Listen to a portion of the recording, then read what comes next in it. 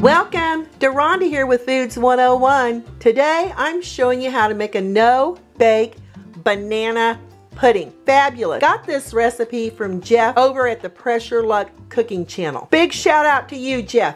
The ingredients you're going to need is 1.5 cups of whole milk, 3 cups of heavy whipping cream, make sure you use heavy, 1 14-ounce can of your sweetened condensed milk, 1 3.4-ounce box of your banana cream instant pudding. Make sure it's instant. If you can't find the banana cream, you can use the vanilla, 1 12-ounce package of vanilla wafers or your Nilla wafers, and 5 to 6 large ripened bananas. I'd rather have more bananas than less bananas. Let me show you how simple this is to get together. In a large mixing bowl, I'm adding that 1.5 cups of whole milk, that condensed milk. I use a spatula. Make sure you get it all out of there. Add your package of banana instant pudding mix. You're going to give this a little stirring before we start to beat it with a hand mixer on medium. We're going to go ahead and beat this for about 2 minutes. Be sure to scrape down the sides of the bowl as you go. You see the texture's really runny. What we're going to do, we're going to cover this with plastic wrap and chill in the refrigerator up to 2 hours or overnight. Time to whip those 3 cups of heavy whipping cream with your hand beater or stand mixer, whatever you want to use. We're going to mix this on medium until we have nice soft peaks. This will take about 2 minutes.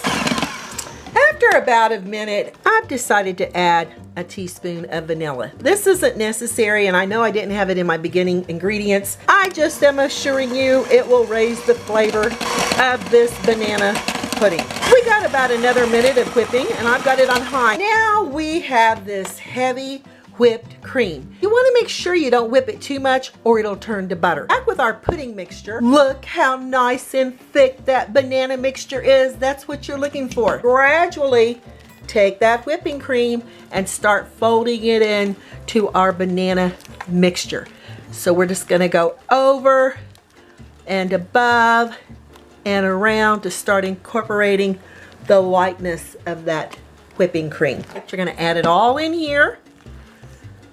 And keep folding till you have all your whipping cream and that banana pudding and that sweetened condensed milk all mixed in with your whipping cream. That looks fantastic. When you see no more white streaks or yellow streaks here through your mixture, you know it's ready to start building those layers that you're going to have in this banana pudding. Back with my bananas. And I don't cut my bananas until I start layering. And back with those Nilla wafers. To build just a single serving of this banana pudding, I cut the top of my banana off, peel it back, give it 1/4 inch slices.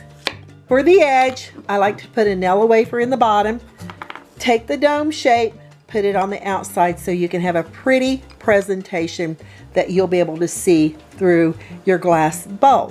If you're using one, these will get nice and soft. We're going to add that filling. Then add your bananas. I don't like to put lemon juice or rinse my bananas in water because I think it really takes away the flavor and the texture. And I think there's enough sugar in the banana fluff here that can help preserve the color and texture of our bananas. You can add a Nilla or vanilla wafer like that and add a slice of banana before serving. If you want to chop your bananas up, you may, but look what a pretty presentation that'll give. I'm going to cover this and refrigerate it overnight. That way those Nilla wafers will get nice and soft when you get ready to serve this dessert. If you want to opt out by putting the Nilla wafer and the banana on top, you may. But only put your banana on top right before serving because you don't want your banana to oxidize and turn brown. That's a single serving. Now for a large family serving. I have a large 2-quart glass bowl. If you want to use any decorative dessert bowl you have, that would be perfect. I like cutting my bananas right before I add them on top of my Nilla wafers. Eyeball it and give each one of your wafers a slice of banana. We're going to come back and add that banana whipped cream mixture and kind of smash it down in there so it can really come into contact with those wafers, because you're wanting to get those wafers lovely and soft before serving.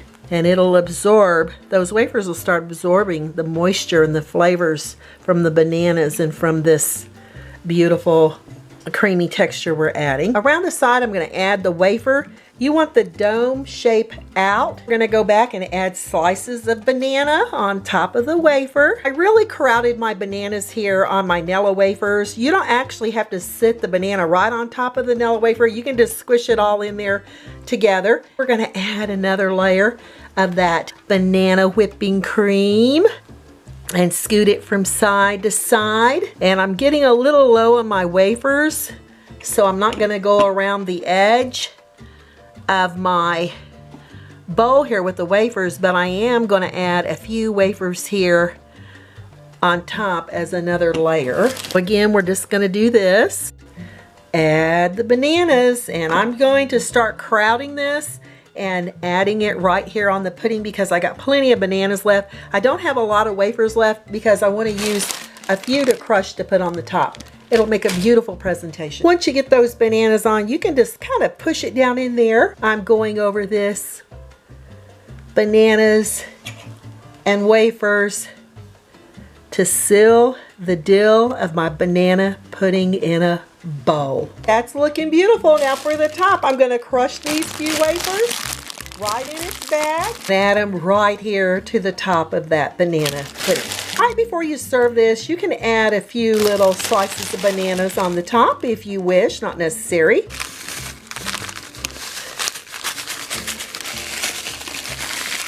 That looks perfect, and you can even push them down in there a little bit so they can start absorbing all those flavors. This is ready to cover. Time to tell you what it's like, and right before serving, I add that slice of banana, or if you want to dice it or chop it or do whatever you want, or not even add it, that's your choice. And look how beautiful it looks around that glass bowl. Now the true test is to give it a lovely little sample. Here we go.